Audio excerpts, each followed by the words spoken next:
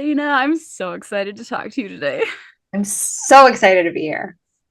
We have just been going on and on about how much we have in common and how many places that we have mutually lived. It has been so much fun to catch up with you. Yes. And I'm like, now we have to hit record before like everything comes out and just like spend forever catching up.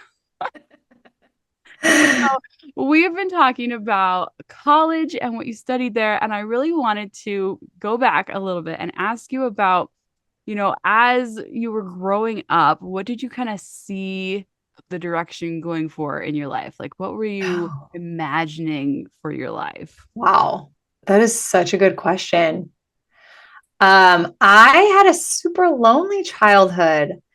I I had two older brothers and I was the youngest and the only girl. My parents were divorced in 1981 and we were the only divorced family in Texas in our whole neighborhood.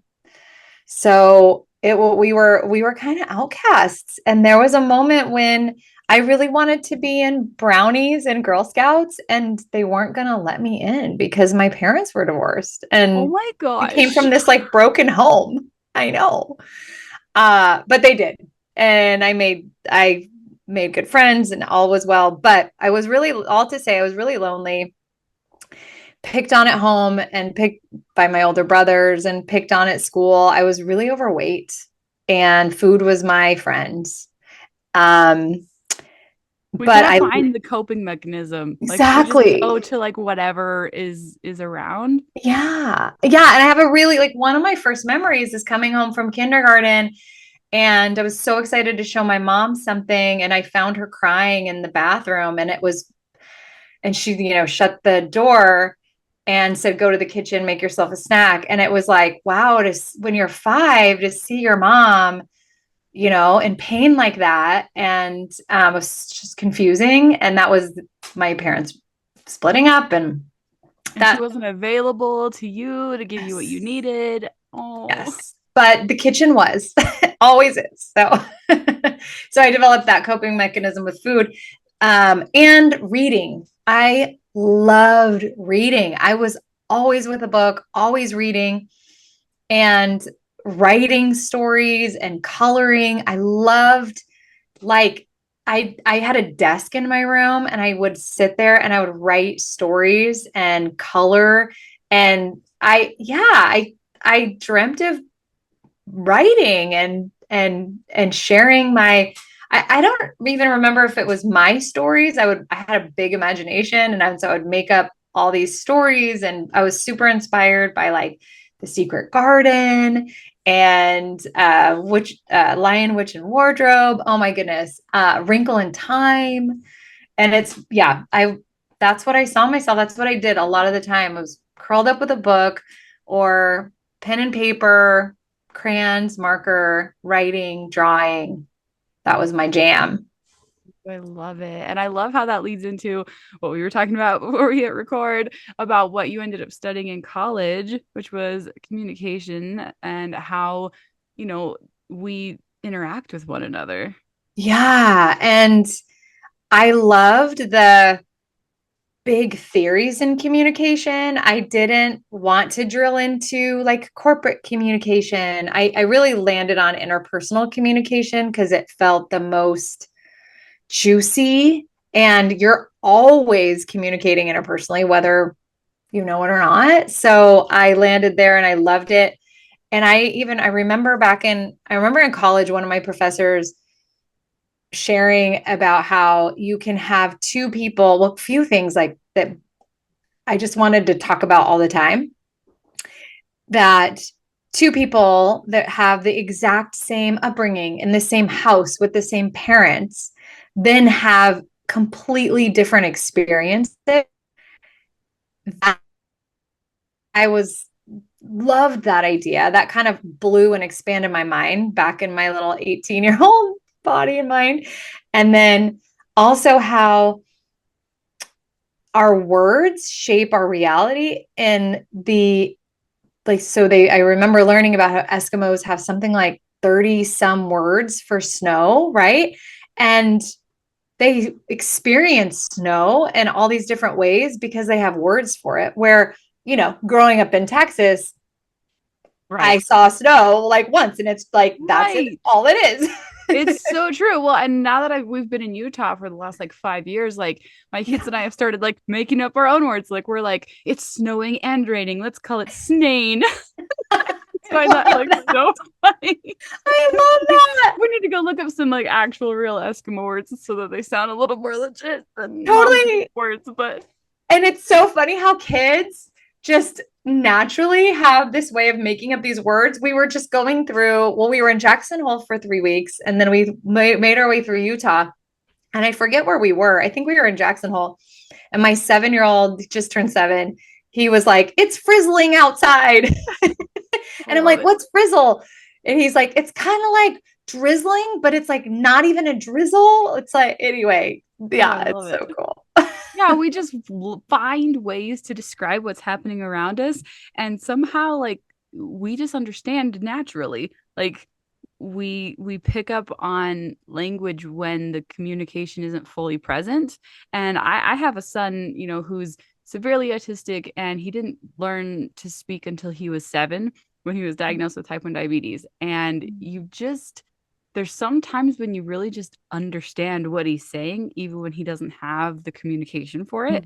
Then Mhm. there's sometimes when you don't, and you're like, nope, I just don't get it. But it's amazing how we find ways to communicate with or without like the perfect words for it. It's Yeah, so much in your expression and in, the body language. totally. And even knowing that we're constantly filtering things through our experiences, and no one person can ever have the same filter. It's so mind blowing. And then where I love to be today is knowing we are actually creating the filter through which we can then translate our experiences through. So that's where I've been loving to play and experience and teach, knowing that like our brain is a tool, just like a knife or a hammer, right? It can do a lot of damage if we don't understand how to wield it. Like we are the hand wielding the tool. It is not the tool wielding us. We aren't at the mercy of our brain. And it's so freeing to understand that and then to use that to construct the experiences that we want to have, right? Oh yeah, like we have so much more power than we think we do, especially when we can separate our thoughts from ourselves. Like we initially, believe that we are our thoughts, and as soon as we go, wait a minute, I don't have to believe every thought that my mind gives me. What? What? What? So tell us about like this, what you teach, what it's Yeah. called, and how you got into it, and tell us a little more about that. Yeah, absolutely. Oh, goodness. Where to even begin? So what I teach and what I coach with is a modality called storywork. And, when I was a kid, I was also super nerdy and I don't know if you remember in dissecting sentences. I loved that. I just loved it. And so the idea of language and using our language and rearranging things for different purposes, I just can geek out on that all day long. And I found this story work modality in which we play with our language and feel the energy behind it and Mm. really become aware of how our English language is victim mentality leaning, in that we feel that saying words like I guess, I just, kinda, probably, we feel that these words, I mean, it's everywhere in our language, this soft talk, and we don't realize the chaos and noise and drama that turns up in our brains. And so many of us, especially women, we feel that it's kind to say, "Oh, I just wanted to pop in because I guess we had plans, but maybe we didn't." That we Well, think, it's used at us more than it is at men. yeah, Like used totally. around us, it's modeled for us by other women in our lives. And so that's why for women, it's just the pervasive way that, we're spoken to, so it becomes the way that we think. Yes. Or Whereas for right. men, it's like really solid, Direct. straight, yeah, direct, straightforward Yes. language is just used more often. And for women, like that's seen as brunt, as harsh, as, Yeah. masculine. Don't be like that. It's, you know, Totally. And I've spent the last 25 years in the corporate world, and where when I learned about this and then reviewing, we do so much in corporate on email, type form and those types of things on Slack and things. And once I realized these soft talk words, I was like blown away. I was blown away at how much I was adding and thinking that that was me using soft skills, right? Versus being direct and being kind in directness. yeah. So, It's right. not And like that's just me being yeah, nice. I'm just right. being kind. I'm just helping. I'm just easing you Yes. into things when instead it's actually kind of like It's like, does she really know what she's doing? right. Like, Instead I of being guess we, direct, yeah, it's almost like an unsure quality about yes, what you're saying yes, as opposed to directness. And I really love this way of breaking down speech because we do this in so many other things in our lives in order to understand things better. Like I do this with teaching things, with everything. Like I do this with teaching makeup right now is what I'm specifically yeah, working on. But we do this in all the other areas of our lives. We break stuff down in order to understand it better so that you can build it back up yes. and then have a fuller vision of what you're doing. And so now we're doing this with languages of like, let me see how this actually functions piece by piece. And now we're comparing it and seeing how there's discrepancies. Well, that, and as we know, we live in a world of energy, right? So the energetic feeling behind the words is so important. And we learn so much about words in school, right? We learn how to dissect sentences or diagram sentences. We learn about grammar. We don't learn about how our language impacts our imagination, our emotion, our breath patterns, our posture, and our reality. Like nobody ever teaches us that, right? Oh, it's so it's so true. I was just having this conversation with my daughter who's 14. So she's right in the middle of the well, I was just being sarcastic. And she was like, well, Mm, fine, I'm never ever gonna get to go to the library again because I lost it this one time. And I was like, don't say that out loud. Your words have power. Do you want that to be true? Like, let's be a little more careful about how we use our language because your words have power. Like, what do you want to yes. exist in reality? And getting into, so I also love the intersection of the woo and the science and Mm. neuroscience, and understanding that our words and our language are the ones and zeros that we're using to program our mind to show us the reality that we want to see. So when we say something like, how am I ever going to get over this? What are you giving your mind to do? Your mind is like, you're not getting over it. I'll show you all the ways, or like nothing ever works out for me. Nope, I'm going to show you all the ways things don't work out for me or for you. Our mind is so literal. It's Our mind not is looking for a way to prove whatever it is you said. Oh my gosh, you can't big. do this. What? Now it's looking for a way to show you that you can't do it. So if you try the alternative and you flip it on its head and then you go, okay, how can I do this? Then your mind goes, Exactly. okay, how can you? Let's figure it out. It gives your mind is just like all we are meaning making machines, and your mind is like let me do that for you, let me and our minds are so efficient. So leveraging our words to leverage our mind is the way to experience so much freedom, and even feeling the energy behind something. So even simply like, and I really deter people from going from one end all the way to the other. It's these incremental little expansions. So it's like, how will I ever get over this? How will I get over this? And really sitting in the feeling like, how will I ever get through this? Or how will I ever get over this? Like, what does that feel like? feels like heavy, impossible, stuckness, really, really dense, right? And then how will I get over this or how will I get through this? A little more possible. A little more possible. And your brain's like, well, okay, that's a problem I want to solve. Let's go figure out ways to get through this or get over this. And then I will get over this. Way possible, right? So I love this work because we get to play with our language and feel the energy behind it. Similarly, I was having this conversation with my daughter. So my daughter and my son are young. They're 9 and 7, and we are embarking on a homeschool year this year. So Exciting.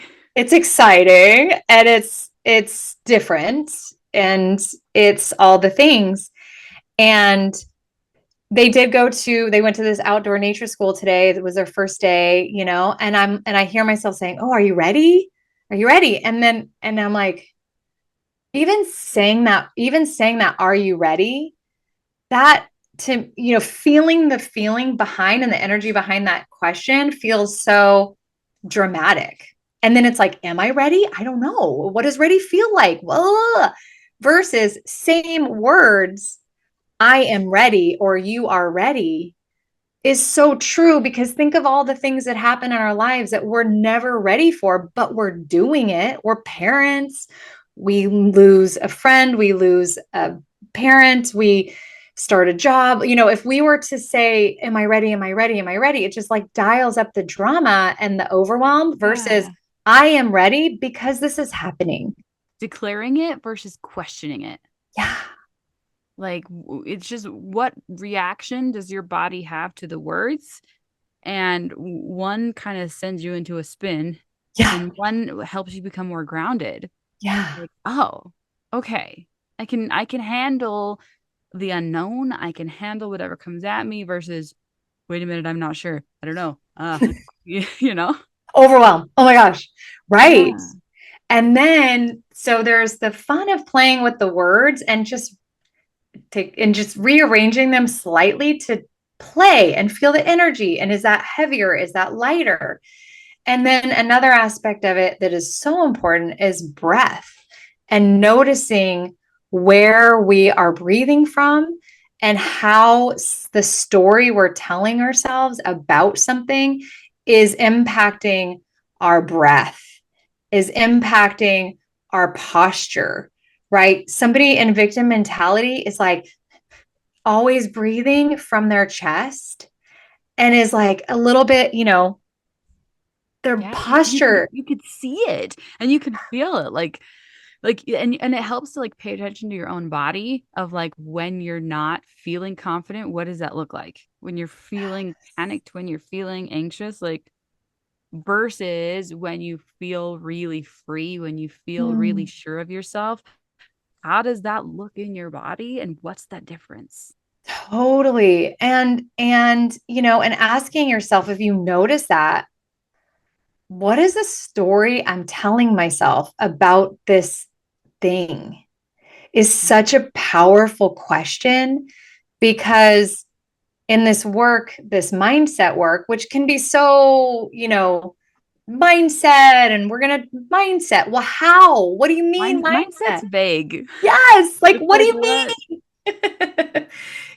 And when I say mindset and the Enlifted community, the community that I learned from and I continue to learn from, that coaching community, the definition of mindset is the story you tell yourself about yourself, which is like, oh, I get that. We are storytellers and we make meaning out of these things. He stood me up. What does that mean about me? I'm unlovable. I'm this, I'm that. Oh yeah. Every Versus, moment. right? Versus, he was late or he had a bad day or he was not the one for me or whatever, whatever the story is that I have the capacity to create because I'm going to be creating a story. So why not create a story that feels more true, Yeah. And that I love feels that. more authentic? I love that baseline assumption of like, I'm gonna create a story. Like that's what our brains are hardwired to do, is to make meaning, to make a story out of every moment of your life. So is it gonna be one that improves your self-esteem and your self-worth? Or is it gonna be one that diminishes it? Right. Right. And And we we get to get to choose. choose. Yes. Yes. Yes. Jinx. I love it. Yes. And it's like we have that power on a moment to moment basis, but only as we are aware. Yes. And that awareness, I'm telling you, I did not realize, when did I study this? I was, well into my 40s. I think I was early 40s, and I was learning this and learning how to think about my thinking. And I'll share. I was in the shower one evening, and it was the night before we were going to visit family, and things were just chaotic and all these things. And I was in the shower, and in my head, Shower's the best place, by the way. The showers where I get all of my best ideas because I I, finally have stopped going and going and going like from the whole day. Because that's yeah. totally, totally. So I'm in the shower, and in my head, I'm arguing with this family member we're going to go Yep. visit, and I'm like defending myself, and there's this whole argument going on that is not happening. It is not true. Oh, And I I do this caught, every day. This is the thing right, I do every day. So yeah, and I caught myself, and I'm like, Dana, this is not happening. And because I could feel my body reacting like it's happening. My breath is like, yeah. my shoulders, and I'm like, Dana, this is not happening. And if you continue to think this way and get caught up down this rabbit hole, you'll arrive at this visit tomorrow on the defense. It'll be terrible. You'll already be defeated. So, and I'm like, oh, I don't have to do that. And I let that go.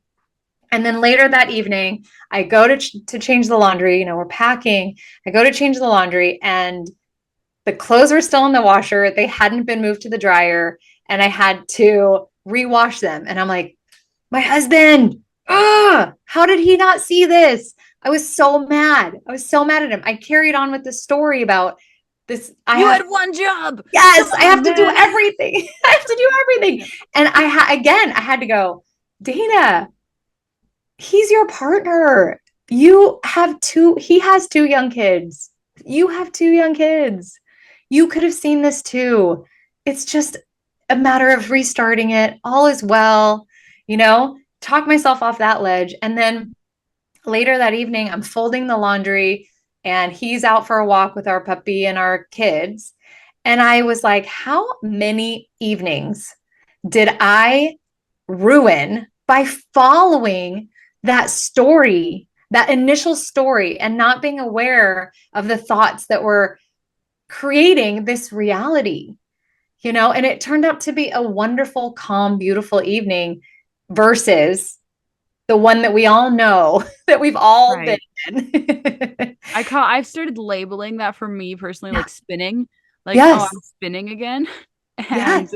it's when I can step out of it and go, oh, there's my mind spinning. Huh. How interesting. There it goes in its whole little loop cycle. Do I Yes. need to do that? Is that really essential? Maybe I can take a step back and not do Is that. this really helping me? Right. Right? Like, is believing this story really helping me? And then Yeah. so the work that I offer is in story work and playing with our language and finding these language patterns, but also getting into our story, and the way that we do that, because we know our thoughts are racing through our head.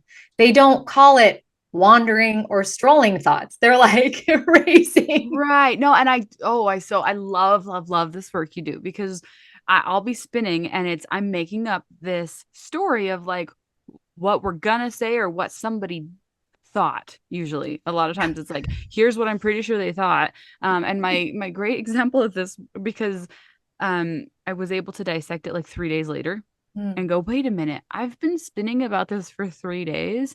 And then I was like, wait a minute, none of that was true. So I had submitted this song for sync licensing.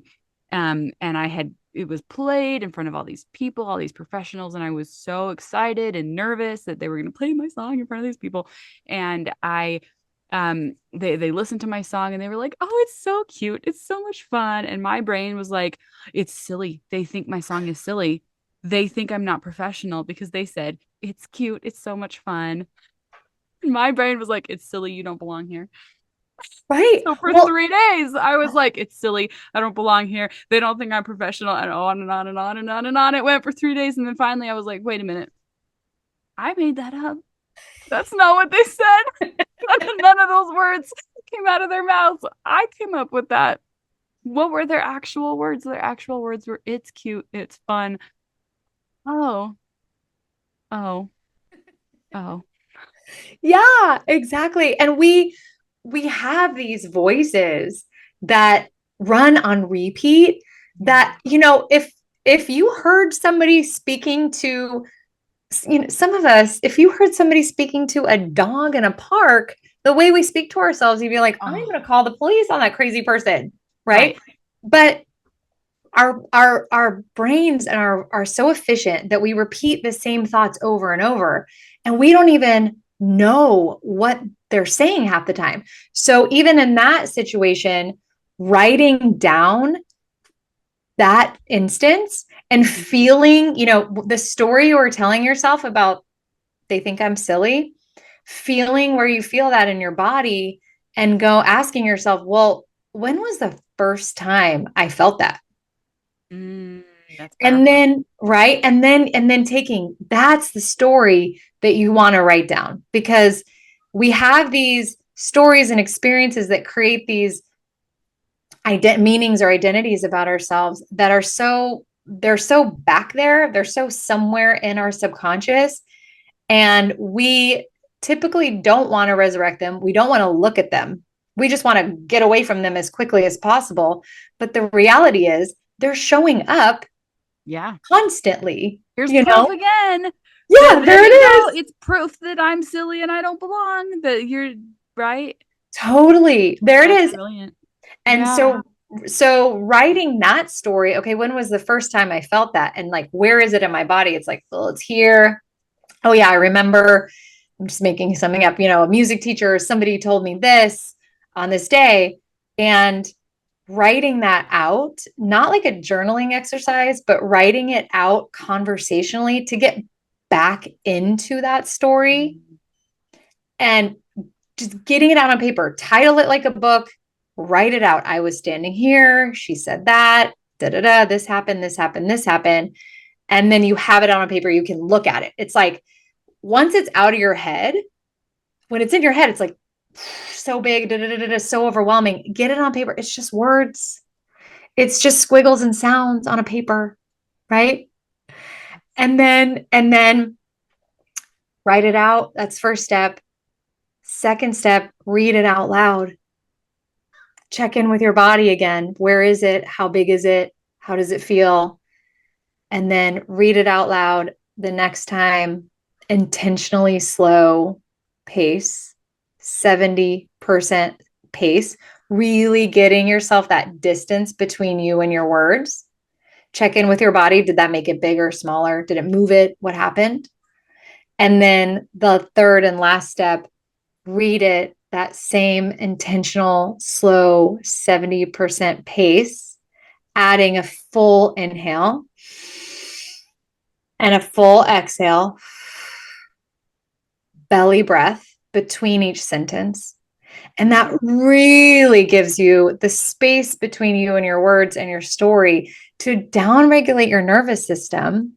Because we know that when we're in this like fight or flight, which we tend to be in, even with these little stories that we think are no big deal, that teacher just said that to me when I was in fifth grade. Mm. But what we made that mean about us is a big deal.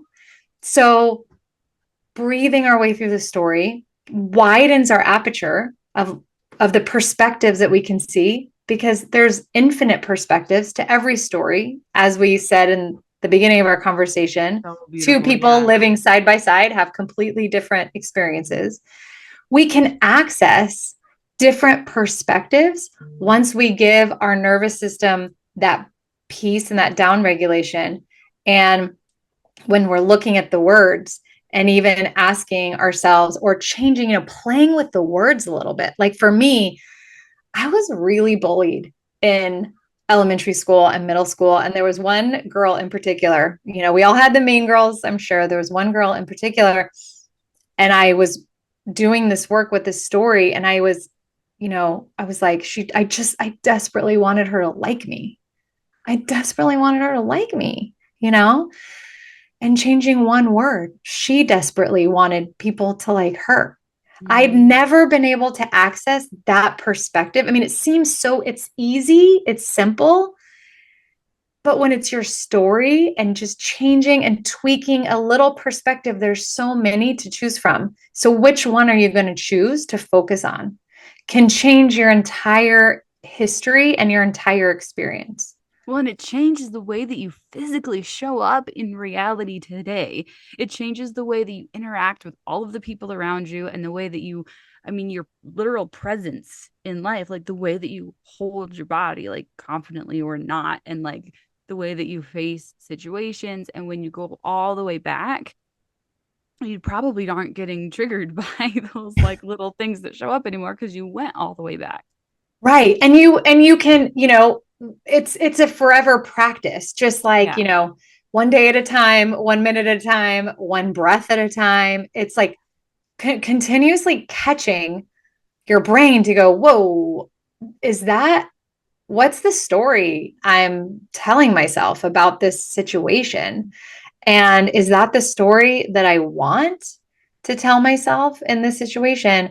And victim mentality is, once I learned more about victim mentality and how pervasive it is and how our language is so, and I hear young people a lot that use a lot of this like definitive, like always and never. And it's victim mentality is like my mentor, Mark England, he's a co-founder of Enlifted and head coach. He personally trains everyone that goes through the program. And so you get to know him really well. And, he's like, victim mentality is the thing we should all be scared of. It is the thief in the night that's robbing us of our joy, of our life, of our confidence. It's the dark thief that's right there in plain sight. And we sometimes celebrate it. How many times have you been, you've seen or you've been involved in a one-upping of like, well, my life sucks. Well, you don't know about And we this. do it because we feel like, oh, look at me. Like, look how much I need to be seen. And that Yes. comes from that victim mentality. And yeah. And I've been there. That has been me. And as I've healed my Same. story, like, it's amazing to me. Like, I've literally seen this transform in my own life. Like, I told my story enough times that I was like, oh, I don't have to tell that anymore because I don't feel this driving need to be seen in that way. And it was like, wow. And then I see it like in people around me where it's like the people who are, the bullies and who seem like they are, I don't know, the meanest are the ones who are in the most pain. Like Yeah. they are the ones who need the most compassion. They are the ones who are crying out to be seen and loved. Yeah. And that if we can't love ourselves and befriend, Mm. the first, it's like befriend our mind to understand that our mind is doing what it's meant to do. It's an evolution. Protecting us. Yes, and it hasn't evolved to understand that there's no wolf in the corner and we're not being hunted, so befriending our mind and finding that inner peace and not looking for it in external, like, you define me, tell me who I am I good, am I bad, looking for it on the inside and knowing that you can and control how you react to the world and how you craft the world and how you see the world. It's it's inner peace, right? It's inner harmony. Yeah. So speaking of, this is a perfect segue. Speaking of that peace and that nervous system regulation, because that's how we get to that peaceful state. I really wanted to talk to you about the sound bowls and the sound healing and how that is such an amazing tool to help us regulate our nervous systems and because we've talked a lot about how words have power, but sound just, oh Well, my gosh, sound has so much power. And I adore, like, I got to experience your sound bath and it was, oh my gosh, just magical and transformative. I have my own sound bowls. I love sound healing. It's so yay. incredible, but I want to hear from you. Yeah, and it all does tie together in that our most potent instrument Mm. that is tuned specifically for us is our voice, right? I mean, we have this vibration that is unique to us, our own frequency, our own healing voice. And kids and babies naturally know to calm themselves by humming and singing. It's like the universal language is like humming, singing. It's so innate in us.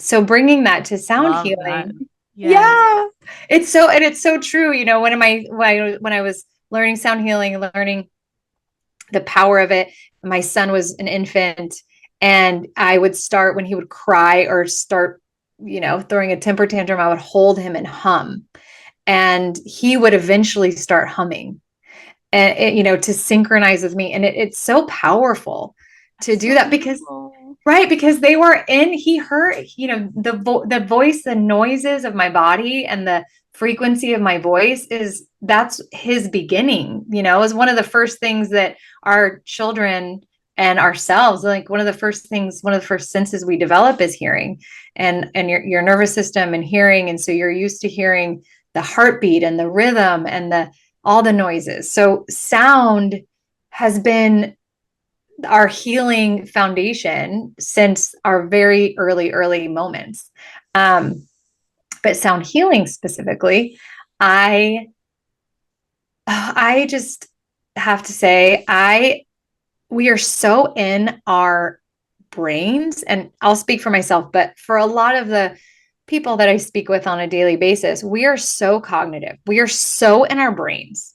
We're so wanting to figure things out in 3D and connecting the dots, and also the communities that I'm in, we're so into absorbing information and putting ourselves in these delightful conversations, right?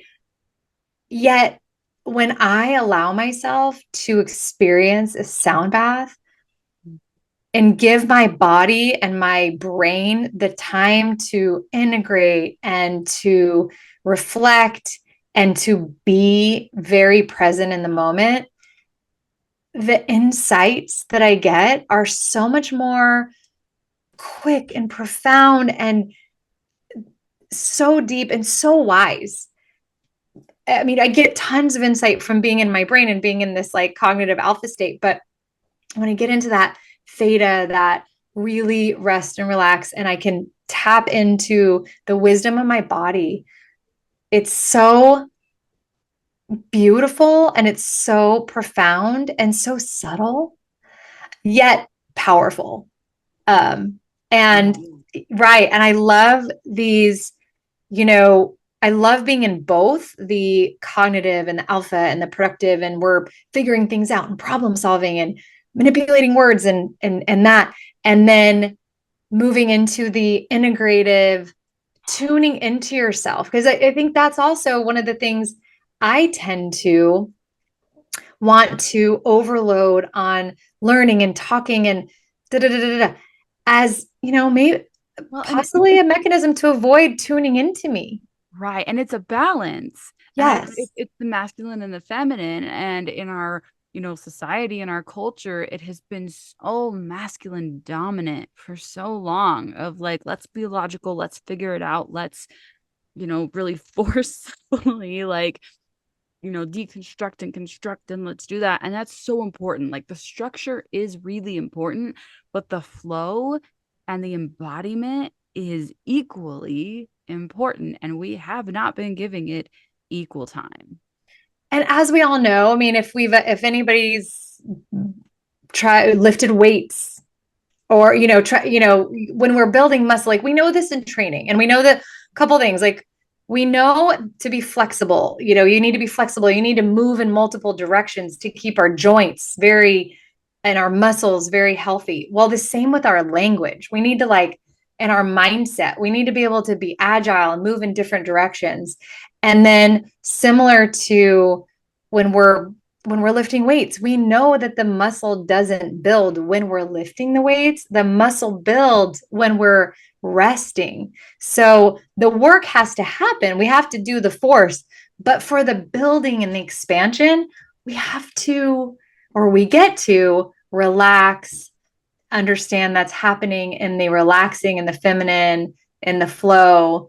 And I will share, I am very type A. I am the Me too. I am the fixer. I am the Yeah. controller of our family. I am the doer. I work at corporate. I have all these, I'm multi passionate for sure. So I never knew how to be. And I would take meditation from a type A personality and be like, I'm meditating. I'm actually creating the list of things I need to do.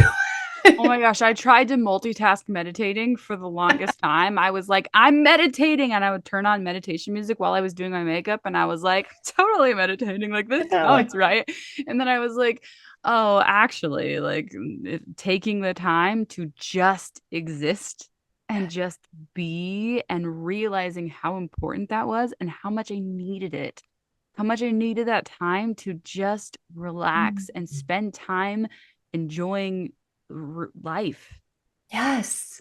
And being, remembering that our birthright is to be. We don't have to perform, we don't have to earn, we don't have to please or make ourselves small or what all these things that we tend to think we need to do. But when we're in this meditative state, we are in our birthright. We are existing as we expect a tree or a plant or a flower, right? Or grass. And I thought I was That. mindful. Yeah. And I thought I was mindful. And then I went to my first sound bath in 2020, height of global anxiety. Yes. One of our favorite yoga teachers locally was teaching at a local park and had a sound bath with her yoga class. So my husband and I went, and in the sound bath portion, I was, I remember I didn't fall asleep. I was very aware of the trees around me. And I don't even, time was like expanding, and it was such a unique experience. And when she brought us out, I could not remember what orientation my body was on the ground. I was like, is my head, where am I? And it was the first time in my life that I was completely out of my body and completely out of my mind. And I needed that all the time. I'm like, that's what that is. That's what it feels like to finally surrender. Oh my gosh. Like to Yeah, not being forcing my own control over my circumstances. Oh my gosh. I right. can do that. I can do that. And the world's not going to fall apart because I'm not worrying I'm about not it. holding the world together with my anxiety. What? Totally. Totally. So I went on and would look for sound baths every chance I could get. And um and then sound baths found me in this way that I would look for sound baths any chance I could get. And then one day, a couple years later, I was hanging out with my good friend, and she says, "Oh, I gotta go. I'm on my way to a sound bath. We have a private sound bath date night tonight in this little town nearby, this little beach town, Cayucas." And Love Cayucas, I by the love way. I'm Cayucas. like, that's my dream place. I want to live there one day. Well, yeah. So, okay. So I don't know if I've ever shared this story with you, but Yes, anyway, I know the story, but you it's do, amazing. Keep going. So I'm like, oh, tell me all about it. I can't wait to hear. Well, later that night, I see her Instagram stories, and she spans this living room that she's receiving the sound bath in. And it is the living room of the home that my husband and I lived in 10 years prior when we were completely different people. And it, my, it was like time stopped. And I'm like, wait, is she in my living room? Is this happening in my living room? What?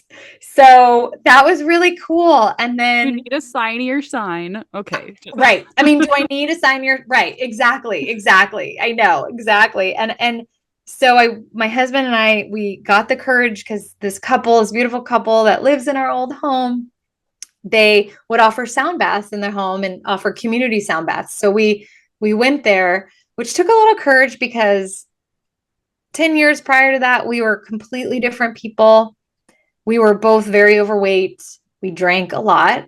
Um, and we had different priorities. And we had also hosted a lot of family that, some family is no longer with us. So we've then since lost his mom and my stepdad. And Yeah, I feel every time we only live 10 minutes from a house we used to live in, and every time I drive past it, I'm like, there the stuff happened in that house. Like ooh, like I totally feel the like anxiety about like going to a house you used to live in. And yeah. And then I'm like, do I want to remember it the way I had it, or do I want to, see it in this new way? And we went there, and it was I think we all have these homes in our lives in our past that there are these special places that it was really special. We were newly married. We just moved to the area. We didn't know anyone. And we were super excited about this chapter in our lives. Yet we had, my husband's mom had been diagnosed with pancreatic cancer. And I was desperately trying to get pregnant. I was 35 and really wanted to get pregnant and wanted promotion and all these things. So it was a very special time in our lives. And we went to the house, and I'll just, if we have do we have a few minutes, and I'll share this experience because it was a really profound experience for me. So we went to the house and we're receiving the sound bath, and I couldn't settle in, and I'm laying back, and there's exposed wood ceilings, and I'm like looking at the knots in the ceilings, like, oh, hello, old friends, and it felt it felt my body was completely different, but my soul remembered being there.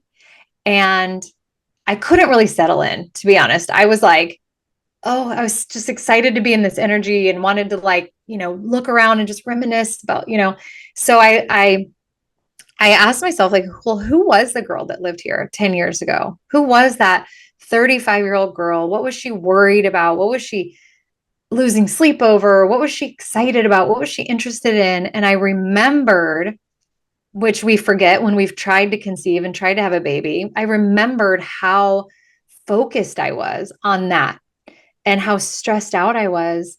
And I got to have this beautiful experience of 45-year-old me sitting down with that girl and saying, oh my gosh, it is so good.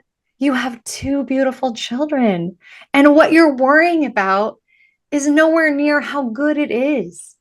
So enjoy this time. You have plenty of time with your husband, and you're living in this new beautiful place, and enjoy the things in your life, right? It was such a beautiful moment to yeah, revisit that girl and that version of it's myself. so easy to forget like how painful moments of our lives were. Like in moments it could be like very long periods of Yeah. time, but like, you make it through, and then it's easy to forget like just Yes. yeah. Yeah. Yeah. Like who was that? What was it? And then sitting down with her and going, it's all good. And you know what? Things are so much better than whatever you're Yeah. worried about. I remember being up at night and doing the math and like, I only have this many minutes of, get pregnant and all these things. And it's like, wow, now I have two beautiful, healthy kids, and they're thriving. And I couldn't have even accessed this reality, this that I'm living. And then, and But then of course, just yeah. trusting that it's all going to work out better than we can imagine. Ah, And it's that's, playing with our words and the energy of our words. That's one of my favorite things to play with, is saying everything is always working out for me, and letting my brain chew on that. yeah. Everything is always working out for me. Well, And and even for when, me, right? I was gonna say for me, I feel like the sound bath, the music Yeah. helps me regulate my nervous system enough to get to that place Yeah. where I'm able to go, oh, that story was just a story. That was me making up the story. Yeah. Right. How can I transform it and go, oh, everything's gonna be okay. Yeah. It's gonna be Or amazing. it's going to be amazing, and it's going to be better than I can even, like, imagine it to be, right? And then I'm like, okay, 55-year-old me, come on in. What do I need to know? What do I need to hear? And same message. I can't even describe how good things are because you can't see it yet, but trust that it is. And then, that idea of perspective, of this perspective of the girl that desperately wanted the kids. And, especially in parenting, the perspective of the girl, like, there are the moments, and I'm like, where's my team? I need the girl who really wanted this, and I need the woman who's going to like Oh, desperately miss this day. I need you both to come, and I need my team. I can't be my best self by myself right now. I no. need my team to Yeah. speak to me. Oh, And yes. I've so had those parenting moments where I'm like, I wanted this. Oh, yes. Remember, today's the day I really need to remember how bad I wanted these kids. I wanted this, and I will miss this. Yes. Yes. Yep.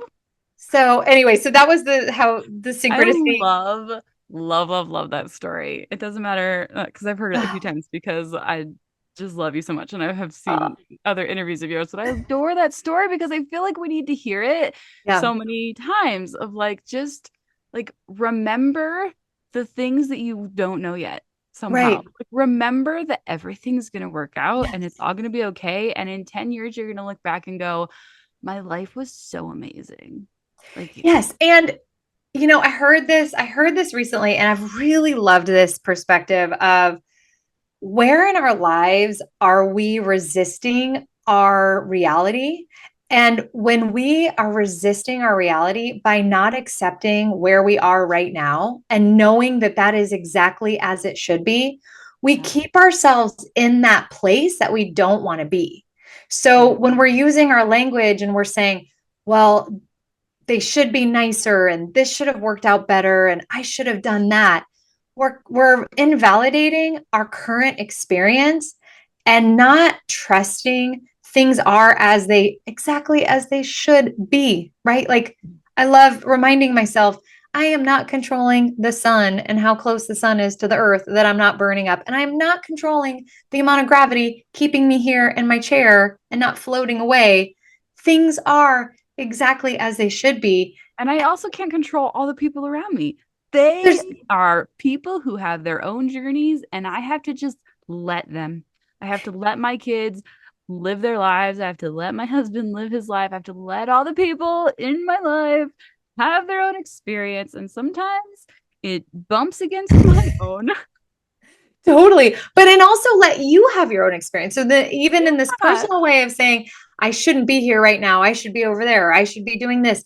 Well, the longer we resist, and that Mhm. word should creates so much resistance and so much drama in our brain, and it doesn't give us any actionable items. So moving should to could to can to will moves our brain, right? It's like open the door is open, open, open. But when we stay there in this resistance, we can't move on. Like Yeah. until you validate the experience you're in Mm. and say, I am here, this is where I am. And the reason I'm here is to know that I don't want to be here anymore and to know I want to go over there. And all of a Yeah. sudden, you can go over there. Yes. Well, and I love like the idea of like looking at your life as a story, like the whole Mhm. thing as a story. And it's like, wait, you're only in the middle of the story. And if you look at a story arc in the storytelling, like there has to be conflict in every story. There has to be rising action. Every good story has like something that like goes wrong before you have the big triumphant moment, right? And So moving every good and song, right has a every little good bit of song. disharmony in it, right? Before you can get to Yes. the final, like, releasing kind of moment. Like, you have to have those moments of tension before Yeah. you can have the moment of release. So maybe you're just in one of those moments and that the release is going to feel so much better because you had the tension. And the faster you can be in the moment of tension and accept it for what it is, gets you to tomorrow so much faster and with so much more Yeah. ease. And yeah, and the sound healing I feel really plays a part of like that for me, in that it reminds me to be where I am. I am who I am. I am where I am, and that is enough. Ah, And really sit in that mm, and listen. And even, when I receive a sound bath, I love to ask myself, what is it I need to know? What is it I need to know now? And the wisdom that comes through in the frequencies, in the theta, in my body, it's always exactly what I need to hear. And I'm using intentionally using the word always because it's true. But yeah, this we just have to be sound willing to healing. hear it. We have to be Yeah. able to accept it and listen to it. So beautiful. Yeah. Tell us how we can find you and follow you and hear your sound baths and receive your coaching. Thank you so much. Yes, you can learn all about me at danaschmidt.com. And there's no D in my last name in Schmidt. It's schmit.com. And also, so on danaschmidt.com, you'll find you can book me in for a discovery call for coaching. I have a downloadable sound bath. And then I also offer personalized sound baths. So I can sit with you and hear what's going on and create a sound bath intentionally for you to listen to on your own whenever you like. And I also on Instagram at danashmit.com_. Love, love, love it. And I will put in a plug for her sound baths. They are, I've heard other sound baths and they can be really heavy and really like strong and yours are so like intuitively like they're just so soft and beautiful and like they're not harshly masculine. Like I feel like the ones I've heard have been so masculine and so like forceful, and yours are so like lusciously like intuitively based. Thank you. And I received that. Thank you so much. And that's typically my intention. Before I go into a sound bath, I typically don't play songs. I don't have a musical background. I don't have a formula that I just, repeat. So when I go into a sound bath, I really sit with myself and connect with my soul and connect with the people that are going to be receiving my sound bath and ask for their soul's guidance on what they need. And I feel in my day-to-day life I am so in my masculine most all of the time that when I deliver sound baths I really feel the flow of the feminine. And so hearing that feedback it's so, I'm so honored to receive that feedback, and thank you so much for that kindness. You're so welcome. I hope everyone will go get your free download and book you because it's so worth it. Oh my gosh, thank you. So good. So nice to talk. You too.